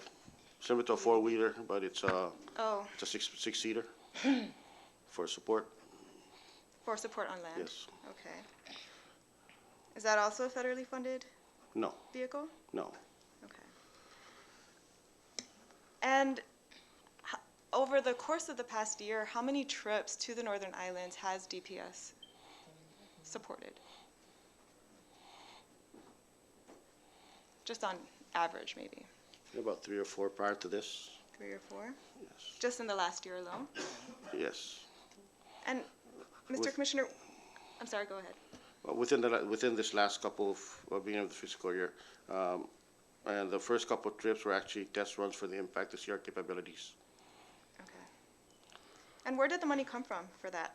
For this trip to the Northern Islands? It just came out on it's actually the fuel that was just charged against our regular fuel account for DPS. Okay. Any of your staff, are they federally funded, the ones who went on this trip? No, Those are all locally funded? yes. Okay. Okay, my last in this line of questioning is, during the search and rescue operation for the young man who went missing at sea, did you have any functioning DPS boats that were deployed to respond? Yes, the impact, The impact did. yes. So in between runs to the Northern Islands, the impact was deployed to assist in the search? Yes. The runs were made on an as-needed basis. It wasn't scheduled like every 3 days you had to go. Okay. It was based on as-needed basis. Okay. So I'd just like to state for the record that I am troubled by the use of very scarce DPS resources for trips like this. I think that the minority leader also articulated similar concerns.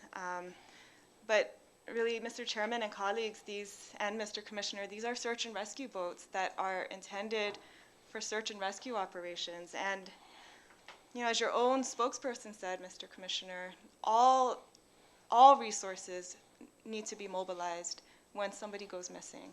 And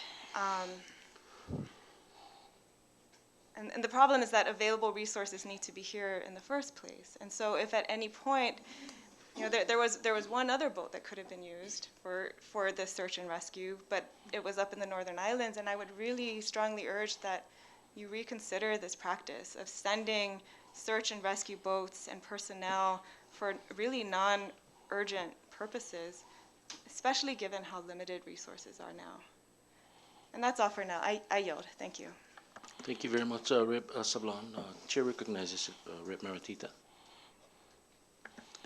Thank you again, Chairman. I just wanted some clarification, and Commissioner or any of your staff can you just clarify how many hours does any sworn officer must make before OT kicks in?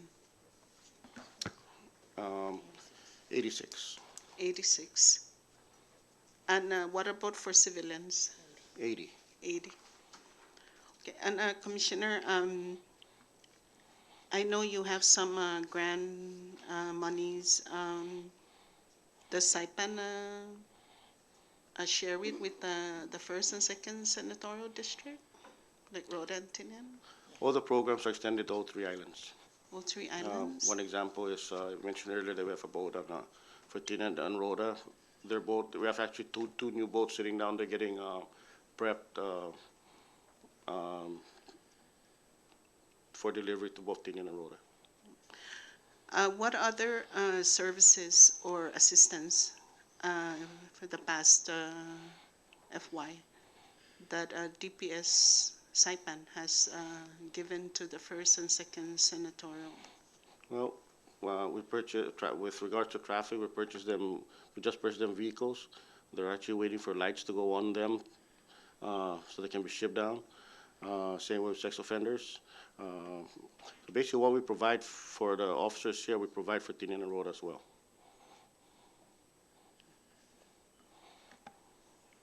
I hope that answers your question.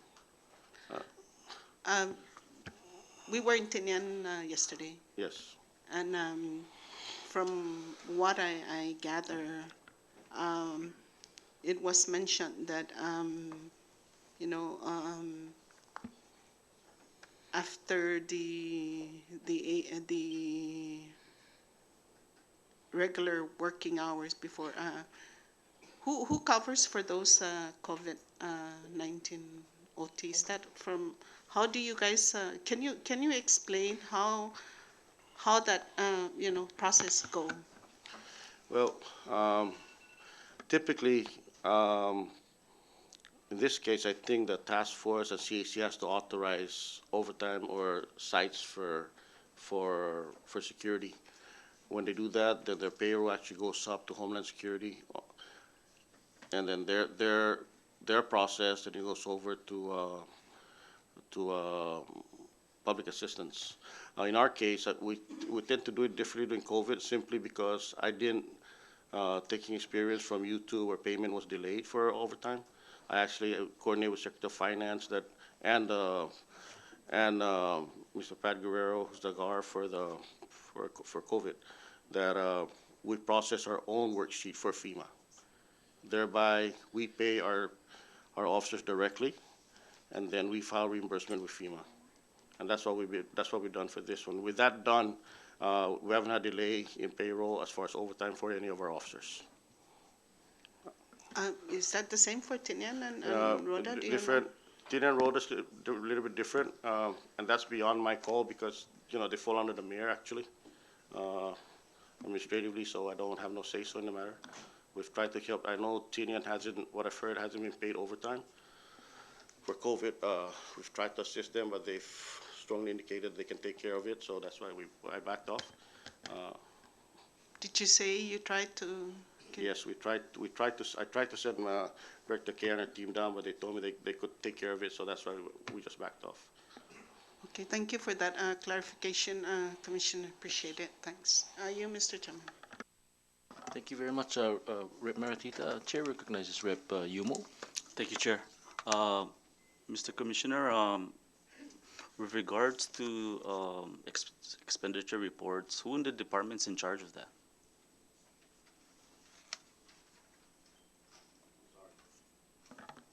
Director K normally handles my concerning that.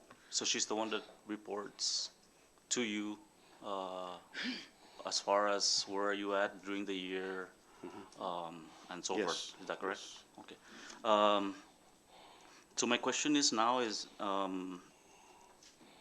maybe directed to Ms. V. I know finance should be the one to answer this, but when the legislature sets a budget to each account or an amount to, let's for example, DPS, for example, $5 million, who authorizes for the over expenditures?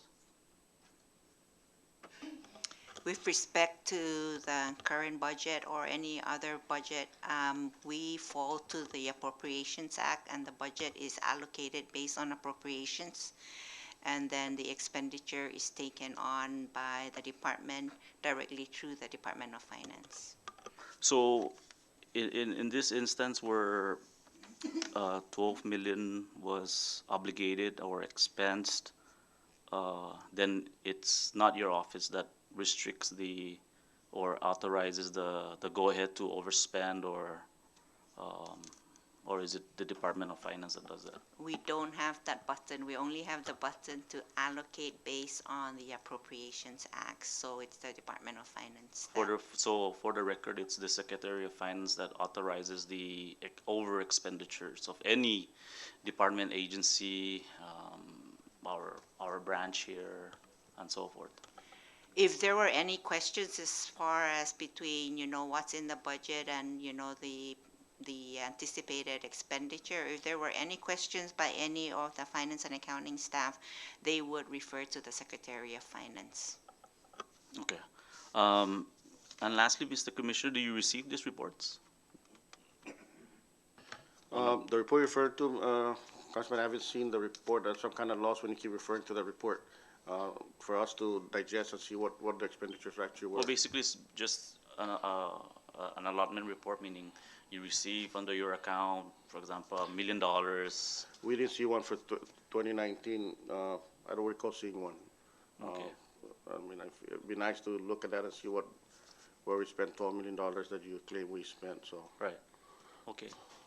Maybe, thank you, Commissioner. Maybe for, do we have Department of Finance representative that will be present at any time? Because it sounds like, or it looks like that the department heads are not getting these reports, and they don't foresee on where they're at with regards to how much expense their department is using. So it's something that we have to look at.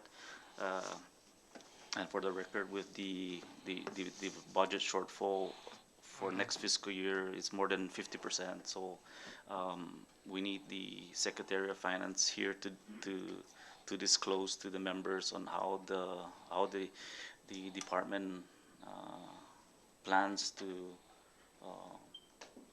I guess allocate funds to certain agencies that may and may not be allowed to spend.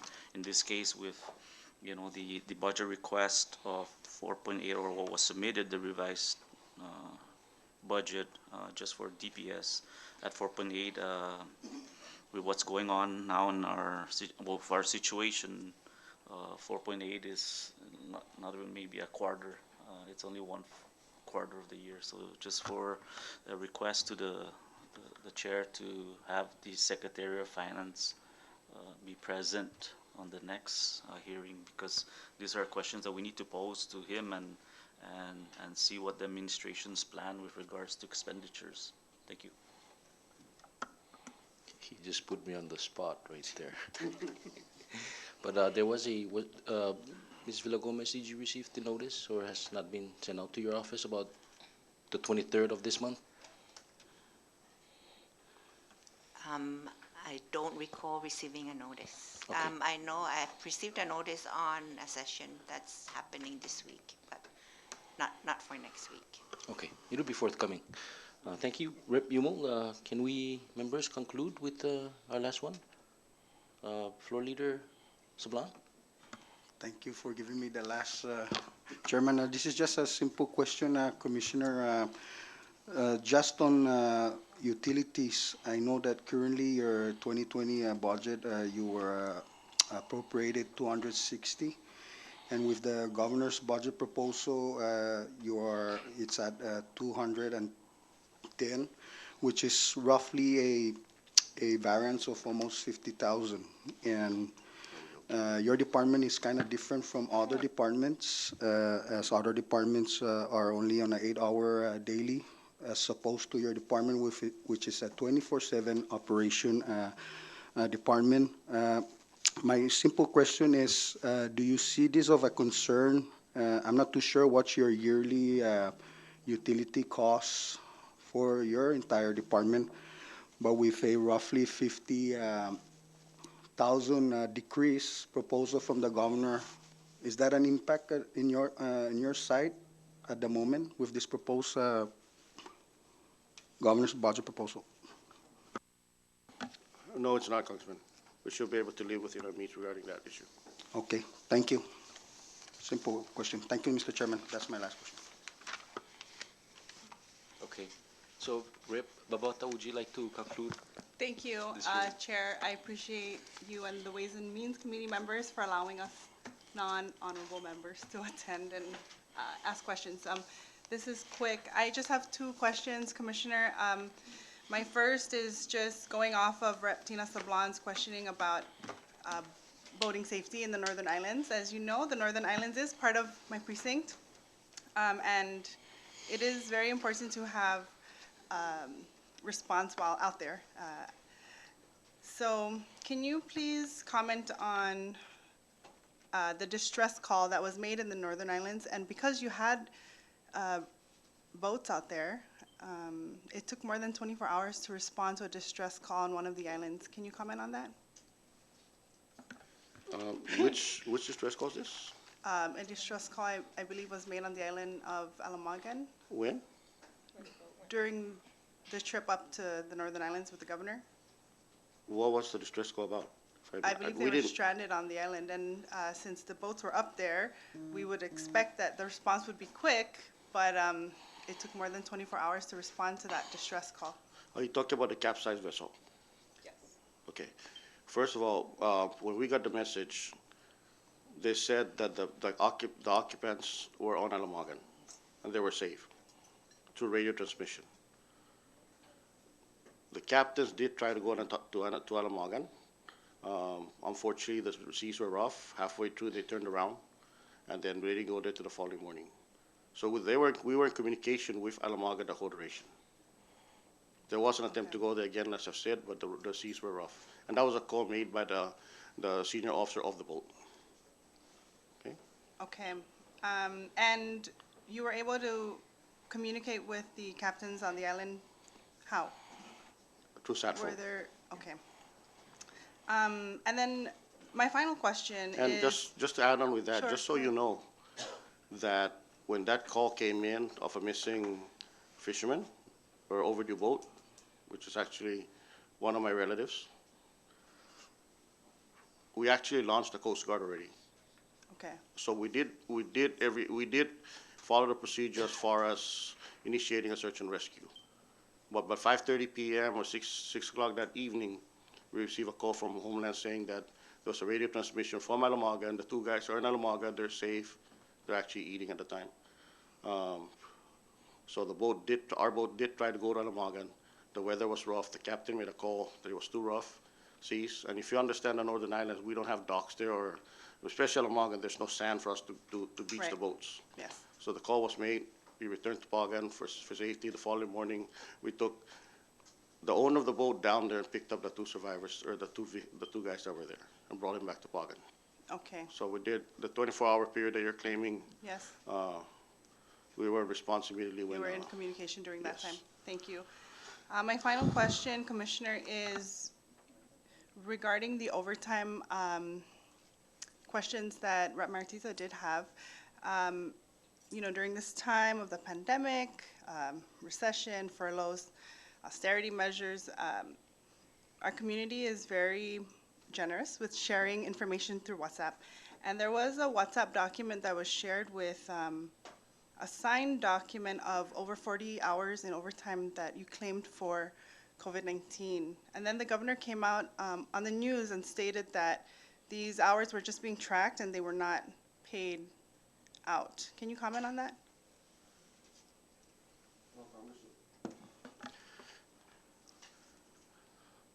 Congresswoman, during the COVID period, the initial part of the COVID, I wouldn't say moving boxes on the runway is my primary responsibility, my primary function. As some of the congressmen were there up there when some of the aircrafts came in. We responded just like any of our officers responded, or anybody else was out there with us at wee hours of the night. As you know, a lot of these supplies came in the middle of the night on charter flights, and there wasn't any aircraft crews to unload it. We actually managed to do it.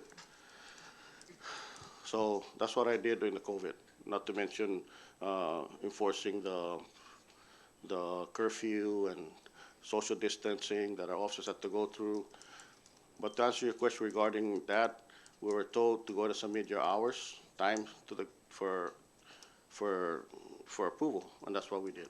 Okay, Now, whether so you were we told to submit that by the governor? So whether we get paid or not, that's up to OPM, who's the payroll officer, and the governor, I guess. Okay. Okay. Thank you. I yield. Thank you. Thank you very much, Rep. Babalta, for closing us out. At this time, I'd like to invite Commissioner Guerrero if you have any closing statements pertaining to the budget request, yours or the governor's. Please. Thank you, Mr. Chairman and members. We appreciate the time that you've given us to Q&As. We understand the situation we're in. We're lack of shortage of money, and DPS in itself is trying to cut costs, and the same token provide for our officers their needs. And so far, we've been doing that. And please, I ask, if you have issues with the department, come to us and talk to us. Okay? My door is always open to you. My doors are open to my officers and to the employees. You know, I hear concerns from the media about issues that you may have. That doesn't solve anything. Come to us and talk to us. You know, when we drink coffee in the morning, sometimes you join us for coffee in the morning, you tell the officers all this stuff, and none of it come true. I gotta deal with that. But I never shifted and say, legislature never gave us money. Not one time I ever come to the legislature to ask for money, other than the budget process. We always lived within our means. So when you offer the officer something, believe me, they expect it. Just like if I offer them something, they expect me to come through. So the bottom line, please, if you have an issue with the department, come and let me know, and we'll talk about it. And I'll explain to you, everything we do down there, there's a reason that we do it. Everything we do, even the officers. Sometimes they don't agree with my decision, I call them in and make them understand it. There's some things that I don't like to do, I don't want to do, but I just have to do it. So with that said, Mr. Chairman, again, thank you. And if there's anything that you may have, please don't hesitate to let us know. Thank you very much, Commissioner Guerrero. With that, and in closing, I'd just like to acknowledge that your quarterly expenditure reports per Public Law 20-08 has been consistent, and on behalf of the committee, I'd like to encourage that because that puts you at a position where other agencies would follow. And this is aside from, our committee's appreciation for all your officers' work out there in keeping the community safe. And I want to thank you. I want to thank Special Assistant Vicky Villagomez for joining us today. Members, this concludes our budget proceeding for today. Have a good afternoon, everyone. Thank you.